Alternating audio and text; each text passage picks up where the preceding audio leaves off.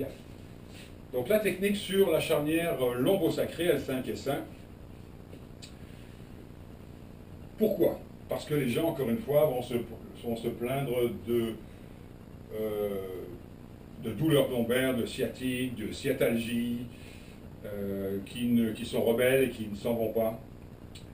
Quand nous, on va tester la liberté et l'élasticité des tissus, on s'aperçoit que, encore une fois, on a souvent un bloc lombaire, un bloc thoracique, et qu'entre les deux, si on a deux blocs ici, la plupart du temps, la compensation se fait soit dans les lombaires, soit dans les cervicales. Méfiez-vous, on trouvera souvent une zone lombaire très algique, évidemment, mais très très souple, hyperactivité, alors qu'on s'attendrait à ce que ça ne bouge pas. Ça, c'est le premier temps. Après, quand c'est trop hyperalgique pendant trop longtemps, c'est certain que le corps, lui, bloque tout et qu'on trouve des lombaires très très raides également. Alors, le concept de cette technique, c'est vérifier la position relative de L5 et du sacrum. Pourquoi? Tout simplement parce que souvent vous avez des techniques comme le lombarol qui vont faire des rotations, on a trouvé une rotation de vertèbres, mais on se rappelle que la rotation, la latéroflexion, l'antéposte-flexion sont des paramètres d'orientation. Alors que, et si on veut corriger un paramètre d'orientation, peut-être qu'il faudrait avant et s'assurer que les deux pièces sont en bonne position et pas décalées. C'est la raison pour laquelle le concept de cette technique a pour but de tester les trois paramètres de positionnement: compression, décompression, glissement gauche, glissement droite ou glissement antéro-postérieur, avant de faire toutes les techniques de, par exemple, de dérotation ou de délatéroflexion. S'assurer que les deux pièces sont bien l'une face à face par rapport à l'autre. Alors, schématiquement, c'est pas très facile de prendre L5 et de bouger L5, c'est beaucoup plus facile pour le sacrum qui est pris entre les iliaques. Donc on va utiliser une astuce qui est d'inclure L5 dans ce que j'appelle le ballon abdominaux-lombaire. C'est-à-dire se servir de la masse abdominale et des lombaires pour inclure L5.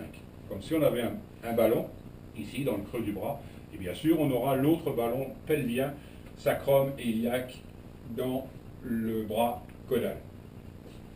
Alors, pour encore une fois assurer une bonne sauvegarde de son dos, il est conseillé de mettre un genou sur la table, et pour avoir une bonne compression de la masse abdominale, on va demander au sujet de rouler doucement à l'arrière, d'engager son genou sur la table, de mettre un coussin et de rabattre le sujet contre nous, ce qui fait que quand on met la main sur les lombaires et qu'on pousse avec le genou à l'avant, on sent vraiment qu'on a un ballon abdominaux-lombaire, pardon. Ensuite, prise avec l'avant-bras et le bras sur tout le ballon abdominaux-lombaire, prise céphalique, avec l'avant-bras caudal, la même chose sur le bassin, le sacrum et les iliaques. Bien sûr, l'interligne des doigts se trouve, la rencontre des doigts se trouve dans l'interligne. Première chose, on va demander au sujet d'inspirer, et on devrait sentir nos deux ballons qui s'ouvrent à l'arrière et qui s'écartent. Ce n'est pas toujours le cas au départ, donc on va encore une fois rentrer dans les tissus en une sorte de déroulé de facial et dans l'aisance, de manière à passer la barrière musculaire, la barrière de défense musculaire, et de pouvoir arriver juste sur l'interligne L5-S1. Voilà. Alors le critère pratique, on sait qu'on a atteint l'articulation quand justement on commence à avoir une dissociation et pas les deux mains qui bougent en même temps. Là on va commencer notre test de compression des deux sphères l'une vers l'autre, décompression. Alors ça se fait plus avec le corps qu'avec en tirant sur les épaules. Encore une fois, on rentre bien dans la notion volumétrique, deux volumes qu'on comprime, qu'on décomprime et qu'on glisse à gauche, à droite, en avant et en arrière. Donc on comprime, décomprime avec la respiration du sujet. Voilà. Ensuite, pour faire le décalage avant-arrière, il suffit de pousser une moitié de son corps pour le praticien à l'avant et l'autre à l'arrière, comme si on cisaillait les deux moitiés.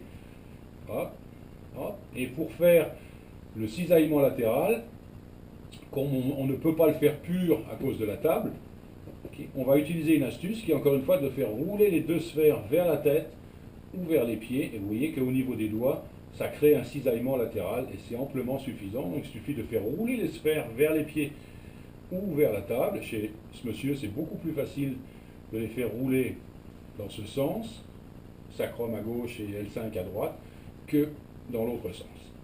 Voilà. Et donc on a nos 3 tests de positionnement, on sait exactement si L5 est en face du sacrum ou pas.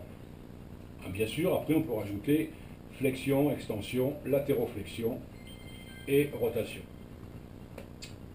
Voilà. Merci.